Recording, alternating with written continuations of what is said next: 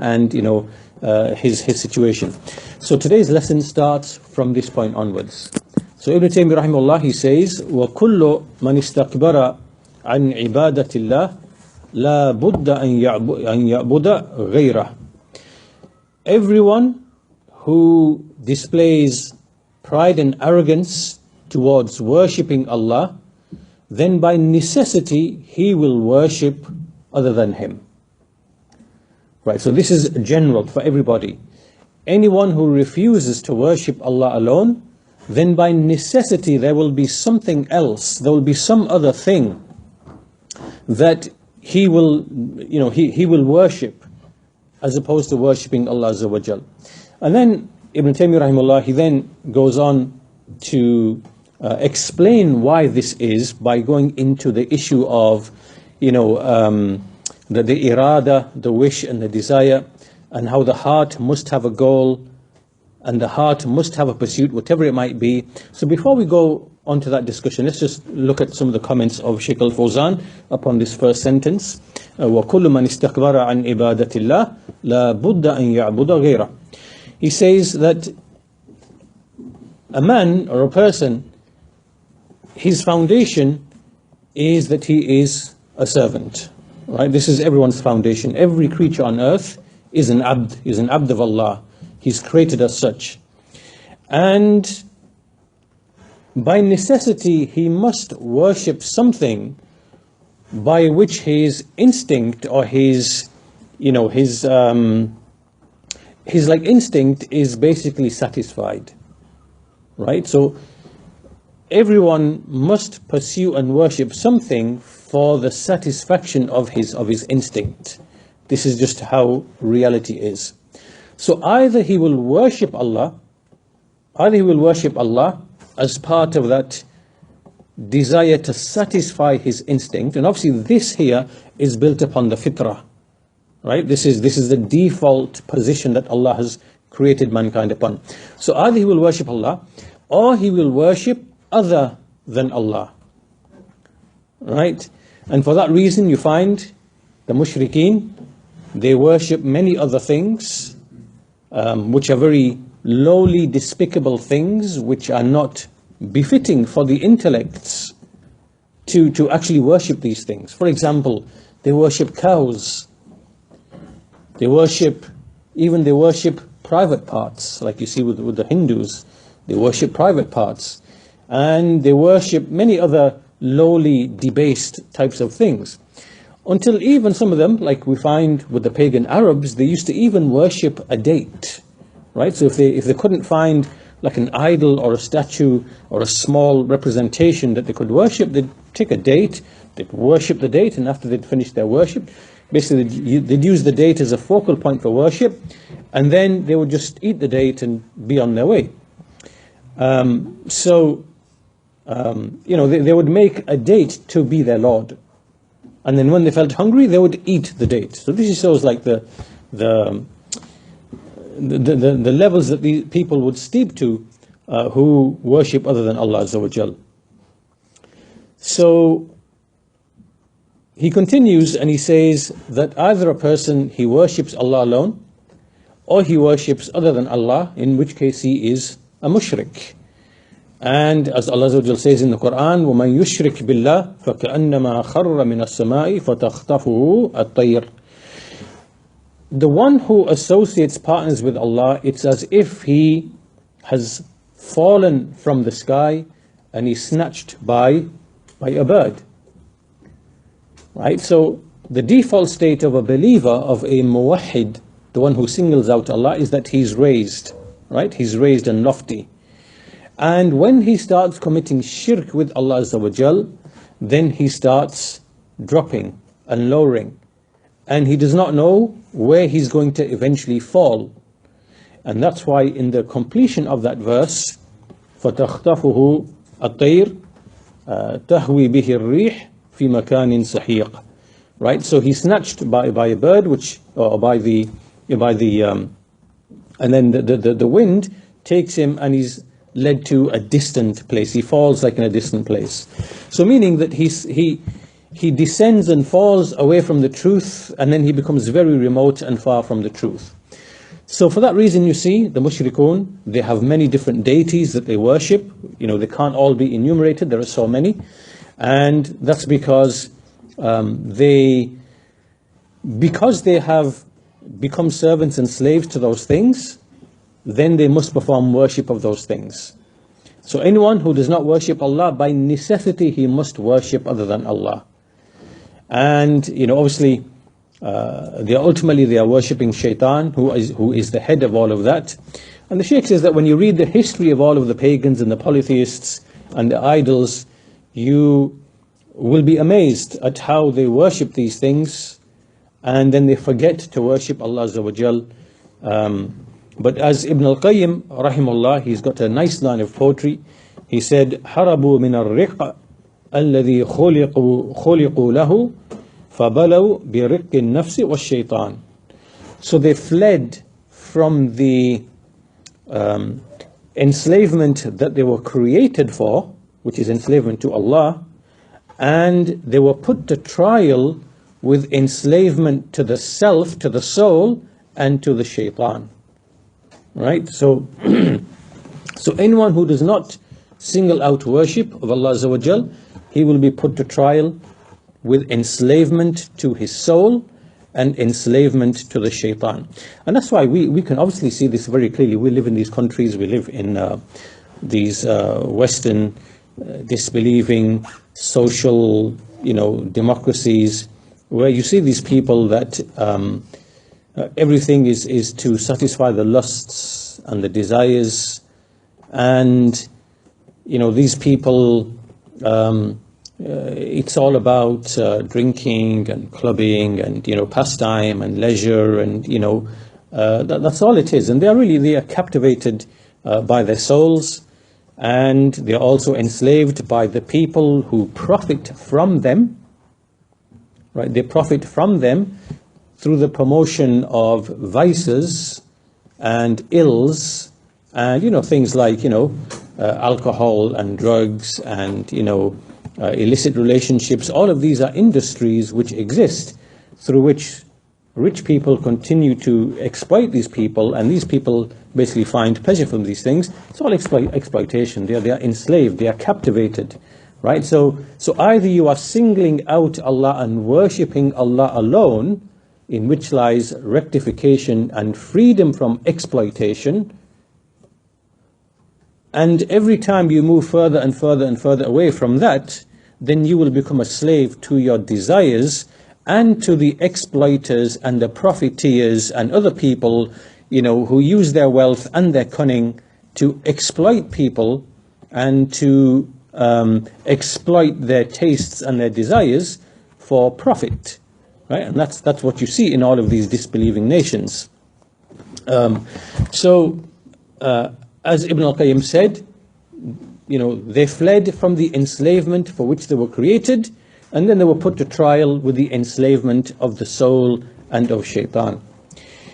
So this statement that we began with, وَكُلُّ مَنِ اسْتَكْبَرَ عَنْ عِبَادَةِ اللَّهِ لَا بُدَّ أَنْ يَعْبُدَ غَيْرَهُ. Everyone who becomes arrogant from worshipping Allah alone, then by necessity he must worship something other than him. Then Ibn Taymiyyah continues to elaborate why this is.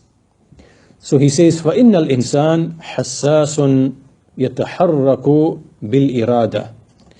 This is because man is one who feels and perceives, and he is put into motion by way of the irada, right?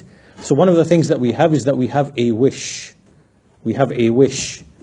And we are put into motion by our wish or our desire, right? So in other words, we have thoughts that pass through our minds, and this creates a want or a desire or a wish, and this then leads the rest of the body outwardly to pursue that wish. Right? This is something that we have as people, as humans. And then he mentions in this respect, he says, وَقَدْ ثَبَتَ فِي الصَّحِيحِ عَنِ النَّبِيِّ صلى الله عليه وسلم أنه قال أصدق الأسماء حارث وحمام. So he mentions a hadith of the Messenger of Allah صلى الله عليه وسلم. Indeed, the truest of names are Harith and Hammam. So these are two names, right? Harith and Hammam. And the Messenger described these two names as the truest of names. Why did he describe them as the truest of names?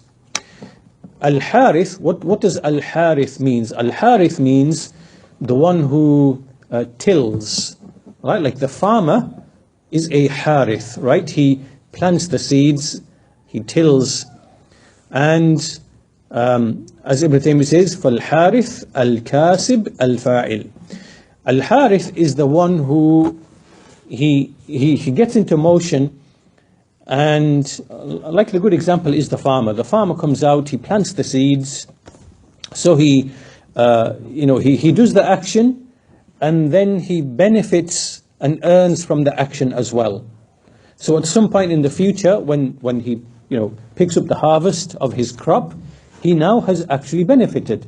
So Al-Harith is one of the true names. It's a true name in terms of its meaning, because of what it represents.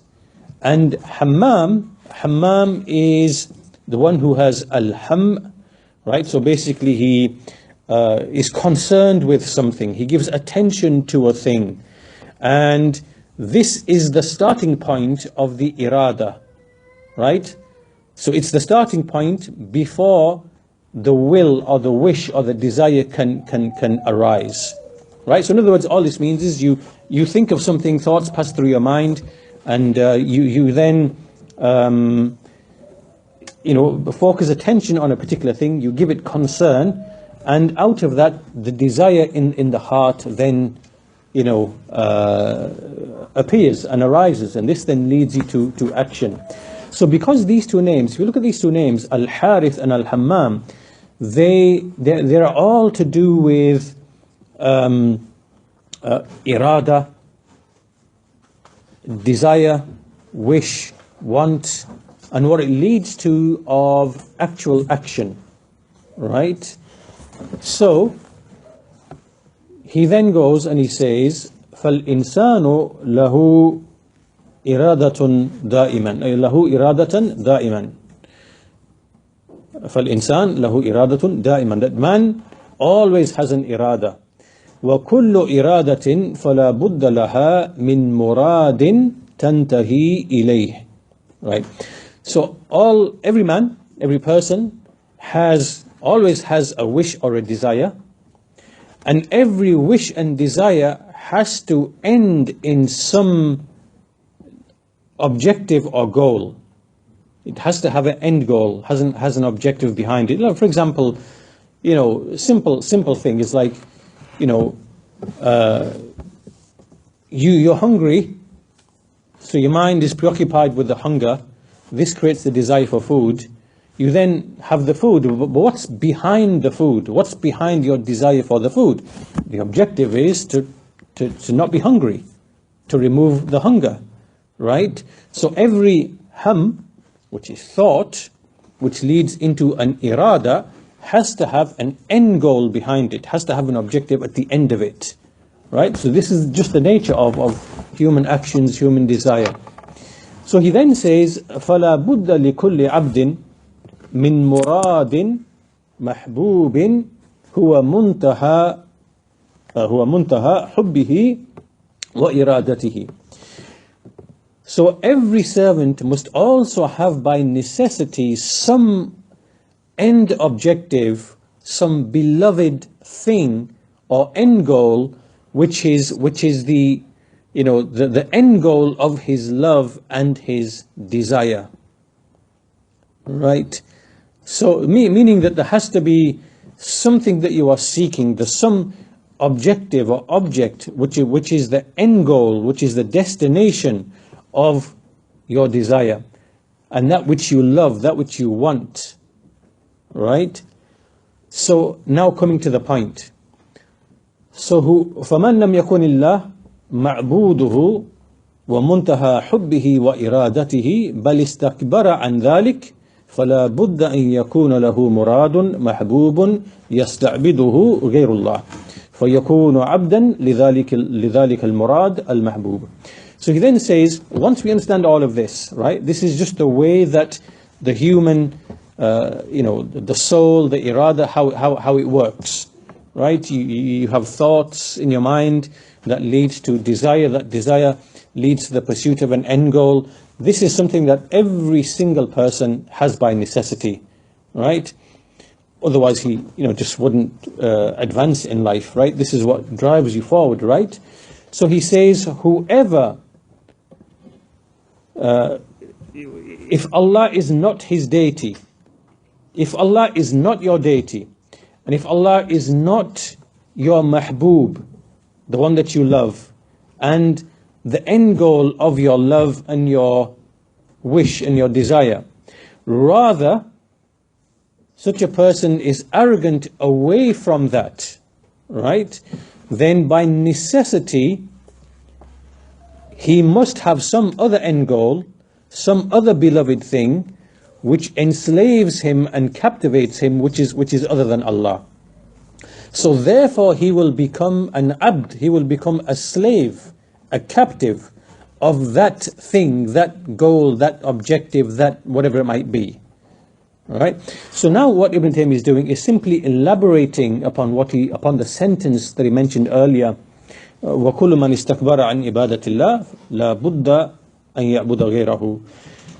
Meaning that either you are worshipping Allah and Allah is your end goal, your desire, your mahbub, your murad, that which you love, that which you pursue, that which you desire. Either that is the case, and if not, then by necessity you will become a captive to something else, just by virtue of just the very process of a human and how a human is, right? Every human must have an end goal, must have an objective, must have a desire, must have something that he's pursuing, right? So by necessity you are going to become a captive to something, whatever that thing might be. So on this passage, Shaykh al-Fawzan, he gives some commentary. As for the names Harith and Hammam, the Shaykh says these are the truest of names, and then there are also names which are beloved to Allah. So for example, the beloved of names to Allah are Abdullah and Abdur Rahman, right? So these are two names which are beloved to Allah, the best of names. And likewise the truest of names, Harith and Hammam, because of that which they represent. So Harith is one who physically acts and benefits from that action. So he's determined, and he tills, he plants, he sows the seeds and he reaps that. So he acts.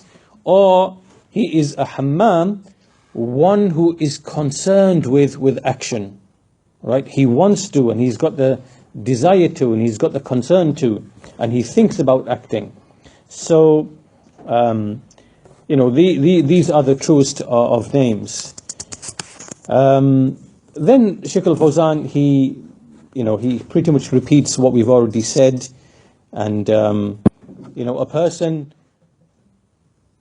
must have something that his heart is going to be filled with. He must have an end goal, he must have an objective. So either it is goodness or it is evil. It is either goodness or it is evil. Either you want to worship Allah or it is, something else. And, so people have their hearts filled with many different things, that which they worship, that which they pursue. So for example, they might, worship trees or stones. They might worship their ancestors, like you see with the Hindus. They worship their ancestors and venerate them. And that even amongst Muslims you might find that they venerate their pious ancestors. They're following the ways of the people of Shirk before them. And so when this happens, when your heart becomes filled with something else or some other end goal, then you become a servant and a captive to that thing. If you refuse to single out Allah Azza wa Jal, and you refuse to worship Allah alone, then you will definitely worship something other than Allah Azza wa Jal. And so as the Shaykh says, إِنَّهُ لَا يُمْكِنْ أَنْ يَبْقَى مِنْ دُونِ عِبَادَةٍ. No person can ever be free of worshipping something. In fact, not even the atheist, not even the materialist, not even, everyone must worship something. When we understand the meaning of what worship is, it means to love something, the hubb of something, and to pursue that thing. So even the materialists and the atheists, they either worship nature. They worship nature, so you have nature worshippers. They worship the earth. They believe like in Mother Earth, and life is all about preserving, nature and whatever. And they treat it like a deity. They don't believe in a creator. They believe Earth is the actual deity because it sustains life. So some of them are like that. Others, they worship just the idea of science. They worship science as the ultimate determiner of all truth, and that's obviously blatantly false, because the method that they claim has to always be based upon assumptions and prior theorization, and it can always lead you to false conclusions because you start out with something which is false. So even that, but they worship that very notion, that very idea, and that's what you find with many of the scientists of today, the atheists of today. Their deity, their religion is science as a religion, not science as one, or the scientific method as one of many means by which to learn about things and to arrive about further knowledge about things, right? It's one of many ways and means to arrive at knowledge.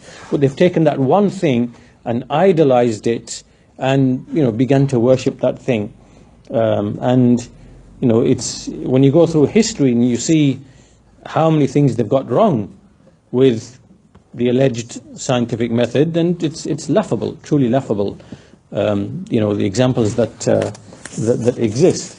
So there are some people like that, and that's their pursuit. So meaning that it doesn't matter what it is, if you are not singling out Allah with worship, then your heart by necessity must be filled by something else, and it will be captivated by something else, and it will be enslaved by something else, whatever that might be. Right? So Ibn Taymiyyah says, rahimahullah, so he says, فَيَكُونُ. So basically anyone who does not make Allah his deity and his Lord and his mahbub and murad, then by necessity he will have some other goal or desire that will captivate him. And then he says, فَيَكُونُ عَبْدًا لِذَلِكَ الْمُرَادِ الْمَحْبُوبِ إِمَّا الْمَالِ وَإِمَّا الْجَاهِ وَإِمَّا السُّوَرِ وَإِمَّا مَا يَتَّخِذُهُ إِلَهًا مِنْ دُونِ اللَّهِ كالشمس والقمر والكواكب والأوثان وقبور الأنبياء والصالحين أو من الملائكة والأنبياء الذين يتخذهم أربابا أو غير ذلك مما عبد من دون الله. So then he gives some examples. He says, he becomes a servant to that thing, whether it is wealth, إما المال وإما الجاه, or it could be honor and status, right? So many of the people who are disbelievers or who are atheists or whatever, that's what they worship. They worship either wealth, to acquire more and more wealth, or status and honor. And sometimes these two are connected, right? The more wealth you have, the more status, the more honor, you believe that you have with the people of the earth. So some people are diverted away from worshipping Allah Azza wa Jal, by this lust for wealth, accumulation, riches, palaces, and or it can be status and honor, or it can be wa'imma suwar, like basically you're put to trial by way of women and appearances and things of that nature, so you become captivated to that. Or people who take deities besides Allah, they worship them, like some people, the sun, for example, Ash-Shams. Historically and even in the modern era, people worship the sun. because they saw that the sun as an obvious life-giving force. They saw that the sun clearly has a life-giving force, and all of their, the crops and everything else, life, is based upon. So they gave it some special status, like a divine status, and they began to worship it. The moon, likewise, the stars, likewise idols, the graves of the prophets. Many people are put to trial by the graves of the prophets and the righteous dead, right? The pious saints, because they believe that by going to the grave, there's some special favor, there's some special, your supplication is more likely to be answered, there's some special thing going on there, whatever. And then eventually, step by step, shaitan tricks them into thinking that, these things are to be worshipped. Or the angels, or the prophets, So all of these things are turned into lords and deities besides Allah, and they are worshipped besides Allah. So these are just some examples of how a person can be, put to trial when the heart becomes captivated by other things. And these are all the categories of things: wealth, honor, status, so on and so forth. So Shaykh al-Fawzan, he basically comments, he says, all of this really is, a person is debasing himself, he's lowering himself, he's humiliating himself. How can he leave the worship of Allah Azza wa Jal and then start worshipping these other things, calling upon them, invoking them, relying upon them, having his heart attached to them, and so on and so forth, knowing that these things have no independent power whatsoever, and that Allah Azza wa Jal did not give any permission for these things to be worshipped, neither an angel that is close to him, nor a prophet which he sent, because worship is a right that belongs only to Allah Azza wa Jal and to none other. So he then mentioned some of the ayat which we are familiar with in the Quran. وَمَا أَرْسَلْنَا مِن قَبْلِكَ مِن رَسُولٍ إِلَّا نُوحِي إِلَيْهِ أَنَّهُ لَا إِلَهَ إِلَّا أَنَا فَاعْبُدُونَ. We never sent any messenger before you except that we inspired to him to say that there is none which has the right to be worshipped except me, so worship me alone. And also the other well-known verse, وَلَقَدْ بَعَثْنَا فِي كُلِّ أُمَّةٍ رَسُولًا أَنِ اعْبُدُوا اللَّهَ وَاجْتَنِبُوا الطَّاغُوتَ. We indeed sent in every nation, raised in every nation, a messenger with the message that you should worship Allah alone and avoid all false deities. So this is the foundation of the call of the messengers. How then can you abandon that and lower yourself, humiliate yourself, debase yourself by worshipping things less than him, which have no power over life or death or, benefit or harm independently?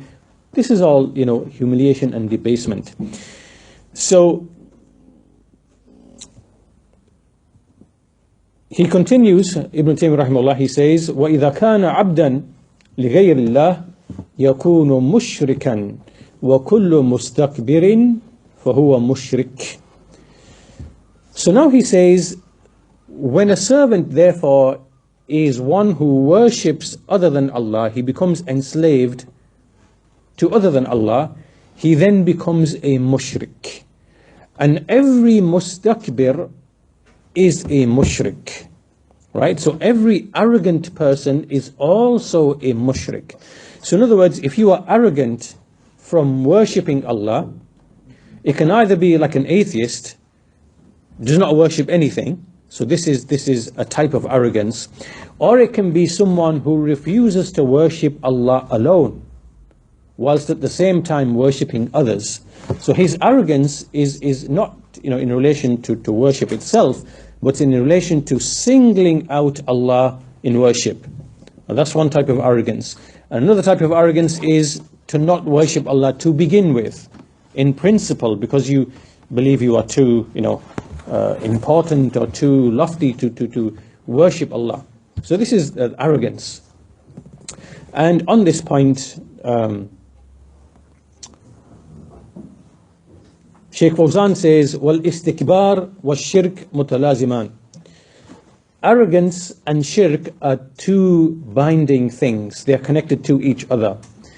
And as he mentions the verse, وَقَالَ رَبُّكُمُ ادْعُونِي أستجب لكم إن الذين يستكبرون عن إبادتي سيدخلون جهنم داخرين.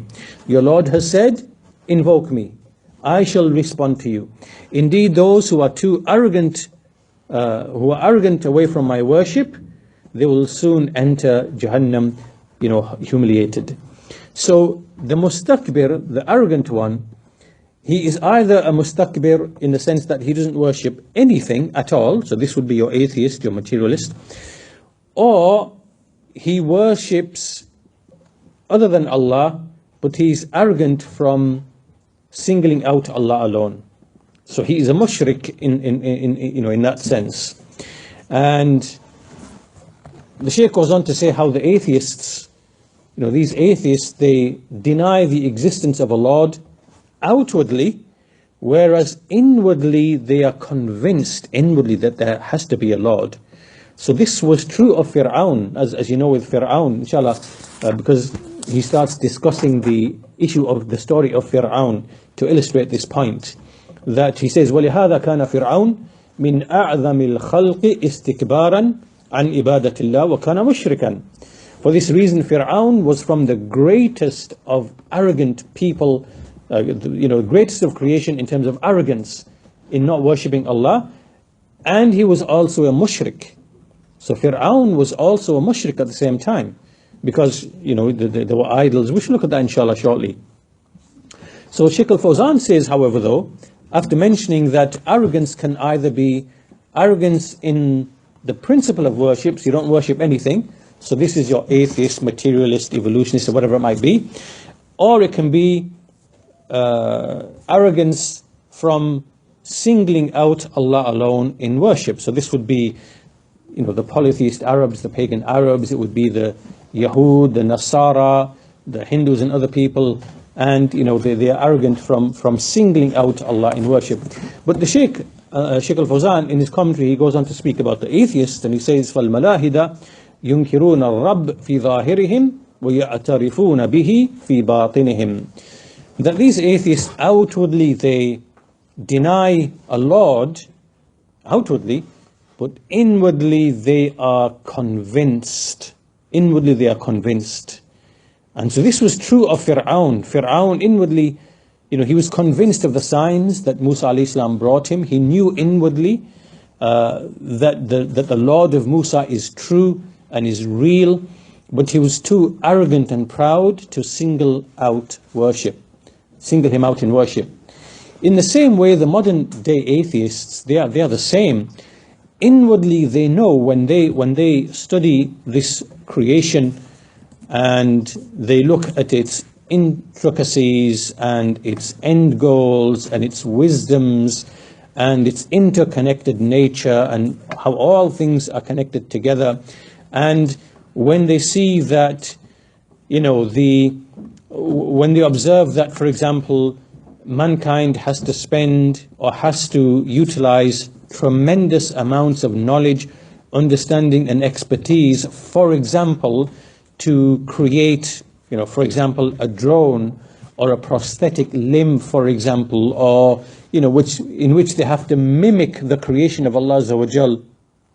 And they have all of this biomimicry where they are using what's in the creation to mimic and to try to create something similar, and they know themselves that we are using skill, intelligence, knowledge, understanding, tremendous amounts of expertise and decades of experience and whatever, and how all of it has to be integrated together in order to, create or generate one simple little thing, whether it's a chip to mimic a brain, or whether it's a prosthetic limb, or whether it's whatever it might be. Right. Inwardly, they know, inside their souls, it's like an unstated acknowledgement that this creation, there must be something behind this creation. But then there's just outwardly, it's arrogance, you see. And then they play all these games and these tricks in terms of wording to deceive you into thinking that they are somehow, that they only follow science and the scientific method. So one of the tricks they play, for example, is they say that we don't have beliefs. We don't have any beliefs. We only believe in science. We don't have any beliefs. And, as atheists, the definition of atheism is the absence of belief in a God. Is the absence of belief in a God. Right. So what they are doing is they're just playing around with words. What they should really be saying is, we believe in the absence of a God. They change it to say, we have an absence of a belief in God. Right. Because they're trying to not admit that that actually is a belief for them. Now, for you to say, I do not believe there's a creator, there is no creator. For you to say, there is no creator, well, you'd have to have knowledge. You'd have to bring evidence for that, even if it's a negation, right? If you're outright blanket saying, there is no creator, you are now making a positive statement. You are making like a positive claim, which is the negation of the existence of something, right? So now you are bound to give us the proof. And the only proof you accept, which you believe in, is the scientific method, do an experiment, whatever. But you can't do an experiment with a creator. Like, you can't, your scientific method doesn't apply to a creator. It's from the unseen. It's outside the realm of what you can, because the scientific method, you have to have and manipulate the things that you are speaking about. Well, you can't do a scientific method with a creator who is from the unseen. So your denial cannot be based upon science in principle. So therefore you are holding a belief, right? You're holding it's a belief that you are holding. But to disguise it and to hide that fact, they play around with words. They chop the words around.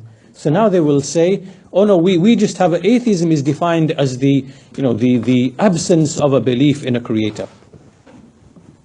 Whereas what it should be is, our assertion that there is no creator is a pure belief, is a pure conjecture for which we have absolutely no evidence. Right? We are just believers like you guys. Right? Now, most of them are arrogant. They will not admit this. But there are some of them who are readily and openly admitting this. These are the honest people amongst them. And they, some of them, they say that, atheism is a preferred philosophical belief. We have no evidence.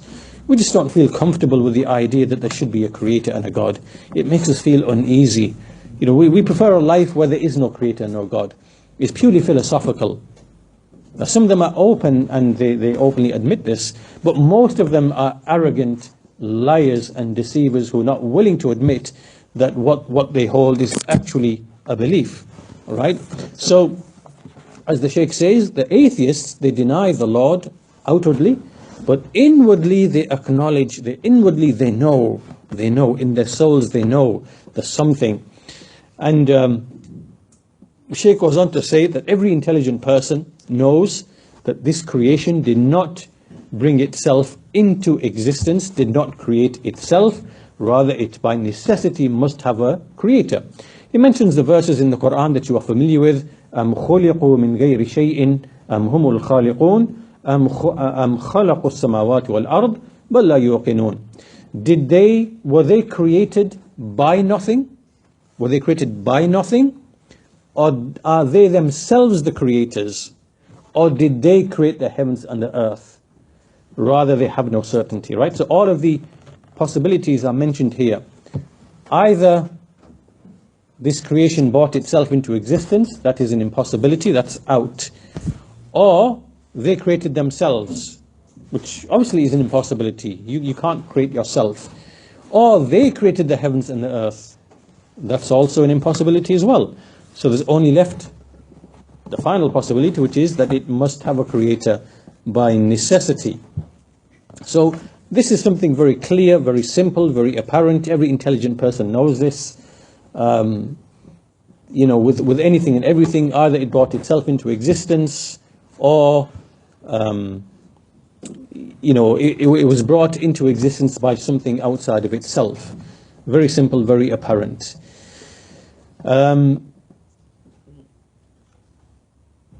Even the polytheists, they did not claim that the gods that they worship create anything. So, as we see in the Quran, the Messenger of Allah was told to say that to the polytheists, Aruni ماذا خلقوا من الأرض أَمْ لَهُمْ شِرْكٌ فِي السَّمَاوَاتِ. Show me what is it that your gods that you are worshipping, what is it they've created? Or do they have any share in the heavens? Do they own, or do they have any share in the heavens? Of course they don't. So why are you worshipping them, right? Why are you worshipping them? And they knew this as well. They didn't believe that their deities create anything. So even those polytheists were sounder in mind than the modern day materialists and the atheists. So as Ibn Taymiyyah says, وَلِهَذَا كَانَ فِرْعَوْنُ مِنْ أَعْظَمِ الْخَلْقِ إِسْتِكْبَارًا عَنْ إِبَادَةِ اللَّهِ.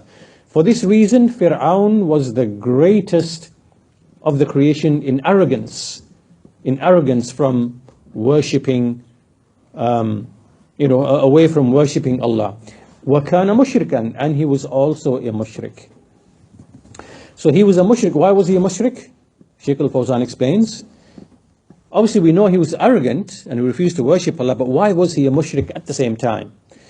كان مشركا لأنه ادعى الربوبية فجعل نفسه شريكا لله سبحانه وتعالى. He was a mushrik because he himself claimed rububiyyah for himself. He claimed he was a Lord, so he made himself a partner with Allah subhanahu wa ta'ala. He said, أَنَا رَبُّكُمُ الْأَعْلَى. I am your Lord Most High. This is despite his knowledge inwardly that there is no Lord except Allah Jalla wa Ala. So it was purely, it was pure arrogance, pure oppression, through which he made himself to be a partner with Allah in his rububiyyah. So from this point onwards, the story of Musa and Fir'aun, Ibn Taymiyyah rahimahullah, he goes on to mention some of the ayat in the Quran that speak about this, and Shaykh al-Fawzan likewise, he summarizes the story. And the whole purpose behind all of this is to highlight how arrogance is a complete contradiction and invalidation to istislam, which is the essence of Islam, right? Which is servitude to Allah Azza wa Jal. The two things cannot coexist. And so here, obviously, to illustrate that, the greatest tyrant, the greatest arrogant person, Fir'aun, he's introduced at this point in the text, and in what follows, there will be a discussion of that story, inshallah ta'ala, and the point will be made that every time someone becomes more and more arrogant, he will become more and more enslaved to that which is other than Allah. So the more arrogant you become, and the more free of need you feel you are from Allah subhanahu wa ta'ala, then that has to be put in some other place. And so the more enslaved you will be to other than Allah. So that point, elaborating upon that point, inshallah, we'll leave that for the next lesson. And we'll conclude our lesson there for today, inshallah. So essentially today what we did in today's lesson was continuing, the line of thought that Ibn Taymiyyah is pursuing through the book, is that we, in contrast to al-istislam, which is inward submission and acknowledgement to Allah Azza wa Jal, which is the foundation and the essence of Islam, contradicting that is arrogance. And the two cannot coexist. And so for that reason, the discussion of arrogance, has its place in this treatise, and that's why, Ibn Taymiyyah has brought it at this point. And this continues the arrogance of Fir'aun, the arrogance of the Yahud, the arrogance of the Ahlul Kitab. This is what to follow, inshallah ta'ala, and we'll leave that for the forthcoming lesson. So with that, we'll conclude our lesson for the day, inshallah. Walhamdulillahi Rabbil Alameen, wa sallallahu ala nabiyyina Muhammad wa ala alihi wa sahbihi ajma'in.